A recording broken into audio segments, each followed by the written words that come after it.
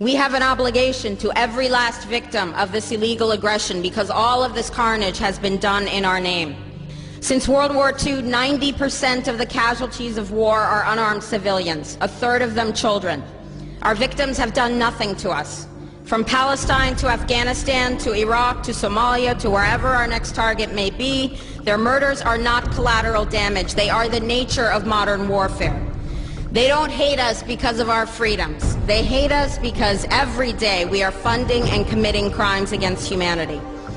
The so-called war on terror is a cover for our military aggression to gain control of the resources of Western Asia. This is sending the poor of this country to kill the poor of those Muslim countries. This is trading blood for oil. This is genocide, and to most of the world, we are the terrorists. In these times, remaining silent on our responsibility to the world and its future is criminal. And in light of our complicity in the supreme crimes against humanity in Iraq and Afghanistan and ongoing violations of the UN Charter and international law, how dare any American criticize the actions of legitimate resistance to illegal occupation? Our so-called enemies in Afghanistan, Iraq, Palestine, our other colonies around the world, and our inner cities here at home are struggling against the oppressive hand of empire, demanding respect for their humanity. They are labeled insurgents or terrorists for resisting rape and pillage by the white establishment, but they are our brothers and sisters in the struggle for justice. The civilians at the other end of our weapons don't have a choice, but American soldiers have choices. And while there may have been some doubt 5 years ago, today we know the truth. Our soldiers don't sacrifice for duty, honor, country. They sacrifice for Kellogg, Brown, and Root. They don't fight for America, they fight for their lives and their buddies beside them because we put them in a war zone. They're not defending our freedoms. They're laying the foundation for 14 permanent military bases to defend the freedoms of ExxonMobil and British Petroleum. They're not establishing democracy. They're establishing the basis for an economic occupation to continue after the military occupation has ended.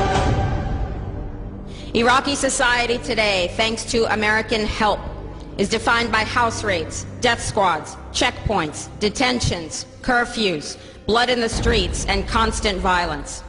We must dare to speak out in support of the Iraqi people who resist and endure the horrific existence we brought upon them through our bloodthirsty imperial crusade. We must dare to speak out in support of those American war resistors, the real military heroes who uphold their oath to defend the Constitution of the United States against all enemies, foreign and domestic, including those terrorist cells in Washington, D.C., more commonly known as the legislative, executive, and judicial branches. Frederick Douglass said, "Those who profess to favor freedom and yet depreciate agitation are people who want crops without plowing the ground. They want rain without thunder and lightning. They want the ocean without the roar of its many waters." The struggle may be a moral one, or it may be a physical one, or it may be both, but it must be a struggle. Power concedes nothing without a demand. It never has, and it never will. Every one of us must keep demanding, keep fighting, keep thundering, keep plowing, keep speaking, keep struggling until justice is served. No justice, no peace.